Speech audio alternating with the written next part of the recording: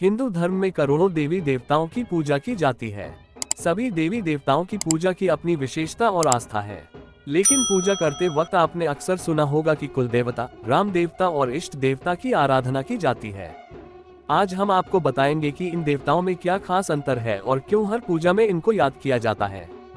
कुलदेवता। कुलदेवता उन देवी देवताओं को कहा जाता है जहां पर पूर्वज और कई पीढ़ी लंबे समय से पूजा करते हुए आ रही है।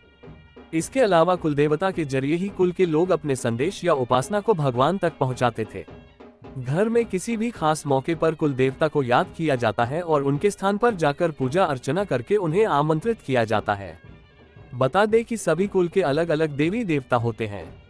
इसके अलावा कुलदेवी या देवता को वंश का रक्षक भी माना जाता है। ग्राम देवता। हर गांव के एक देवता होते हैं जिन्हें पूरे गांव के लोग पूजते हैं। ग्राम देवता गांव और समुदाय की रक्षा के लिए होते हैं। इनकी पूजा में सभी गांव के लोग शामिल होते हैं।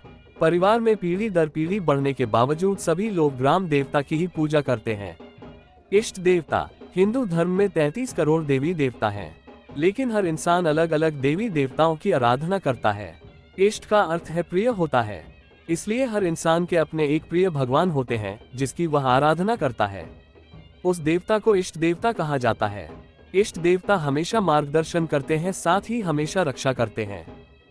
किसी भी पूजन में सबसे पहले देवी देवताओं को याद किया जाता है, क्योंकि बिना देवी देवताओं के पूजन के कोई भी शुभ काम नहीं किया जाता है। इसके अलावा पंडित जी द्वारा किसी भी पूजन में कुल देवता, राम देवता और इष्ट देवता को एक साथ इसलिए याद किया जाता है क्योंकि किसी भी शुभ काम में सभी देवी देवताओं का पूजन जरूरी होता है।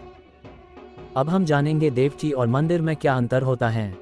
पूर्ण रूपेण अधिकार है मंदिर में पूजा करने का, जाने का, लेकिन जहां बात आती है देवटी की, मंदिर और देवटी में अंतर है, समझ लीजिएगा।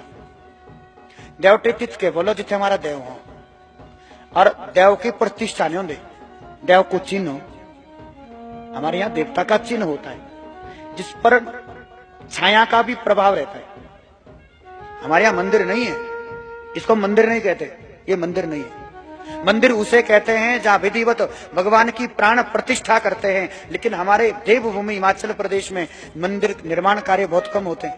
हमारे यहाँ देवता निवास करते हैं और देवताओं की देवटी होती है, और जिसकी मूर्ति स्वरूप में प्रतिष्ठा नहीं होती, वो चिन्ह स्वरूप में देवता प्रकट होते हैं और उन्हीं चिन्हों की प्रतिष्ठाएं रहती है, उन्हीं का पूजन रहता है, जिस पर केवल हरिजन की बात नहीं है।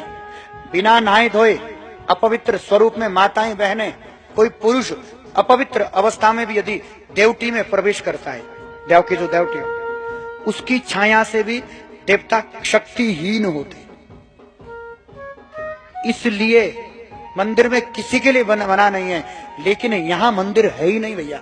इसलिए हम निवेदन हाथ जोड़कर ये प्रार्थना करेंगे, इस बात को सोचिएगा और समझिएगा। हमारे जो देवता है, वो जो चिन्ह रहते हैं, वो केवल चिन्ह स्वरूप में, वो प्रतिष्ठित नहीं है। और जो प्रतिष्ठित देवता होते हैं वो कोई कहीं जाते भी नहीं। भाई शिवलिंग की प्रतिष्ठा हो गई सो हो गई, हो जाएंगे थोड़ी, उस पे आप जल चढ़ाओ, फूल पानी चढ़ाओ, कोई भी चढ़ा सकता है। लेकिन देवता तो हमारे बेचारे पालकी में बैठकर फिर हरिद्वार नहा के भी आएंगे, चूड़धार भी चले जाएंगे, किसी ने घर बुलाना उनके घर भी चले जाते हैं। तो हिमाचल देवभूमि है, यहाँ मंदिर नहीं होता, हमारे यहाँ देवटी होती है। तो जो बिटिया जिसने प्रश्न किया था, आपका प्रश्न बहुत उचित था, इसकी जानकारी सबको होनी बहुत जरूरी थी। आपका प्रश्न उत्तम था, लेकिन मंदिर सबके लिए है, मंदिर सबके लिए है। देवटी में केवल, मैं हरिजन की बात नहीं कर रहा हूं, अपवित्र अवस्था में हमें भी नहीं जाना चाहिए। आपको मेरी यह वीडियो कैसे लगी कमेंट बॉक्स में जरूर बताएं, और लाइक शेयर, और जिसने अभी तक सब्सक्राइब नहीं किया तो सब्सक्राइब करना न भूलें।